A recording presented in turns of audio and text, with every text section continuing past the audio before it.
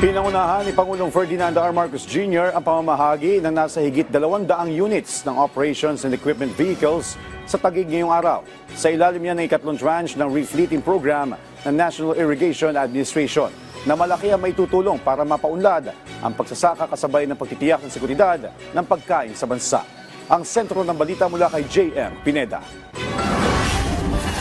Noong nakarang taon nang tumama ang sunod-sunod na bagyo sa iba't ibang parte ng Pilipinas, ang mga magsasaka ang pinaka-naapektuhan.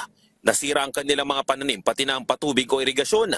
Isa ang grupo ni Alejandro sa mga nahihirapang ayusin muli ang mga nasira nilang mga patubig.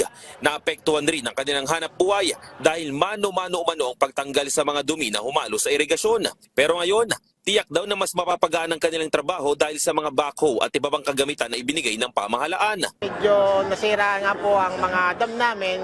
Ang aming pong pagsasayos ay mano-mano.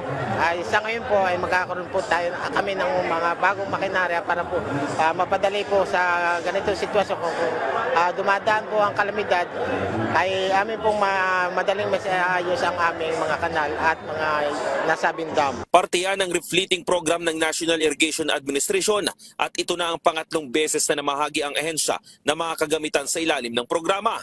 Nasa 229 na mga sasakyan at kagamitan ang ipinamahagi ngayong araw, katumbas yan ng higit 700 milyong piso. Mismong si Pangulong Ferdinand Marcos Jr. ang nanguna sa turnover ceremony sa mga kagamitan. Dito ay binigyang diin niya ang kahalagahan ng mga magsasaka sa Pilipinas. Isa daw kasi ito sa pundasyon ng bansa sa kabila ng pag-usbong ng mga bagong makinarya. Ngunit, hiling ko sa inyo na pag-igtingin pa ang inyong pagsisilbi. Makinig sa kanilang mga hinain. Huwag antayin na sila ay lumapit sa inyo.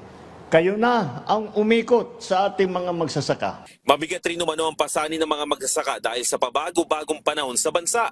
At kung hindi daw tututukan o matutulungan ng sektor nila, ay paniguradong apektado rin ang supply ng pagkain sa Pilipinas. Sa pamamagitan ng mga sasakyan at gamit na ito, may pagkain sa hapag at mas matatag ang sektor ng ating agrikultura. Napakahalaga ng refleeting program na NIA lalo na po sa panahon ngayon. Mabigat ang pagsubok na kinakaharap ng ating mga magsasaka dahil nga sa dinudulot na climate change.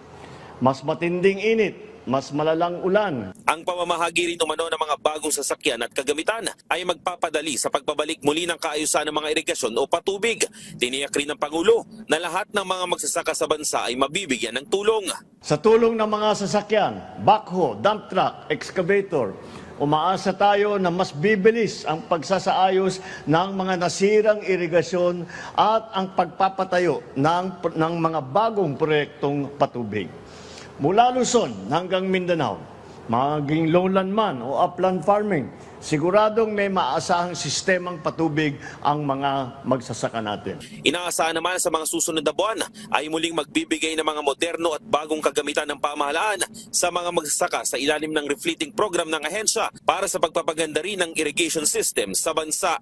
J.M. Pineda para sa Pambansang TV sa Bagong Pilipinas.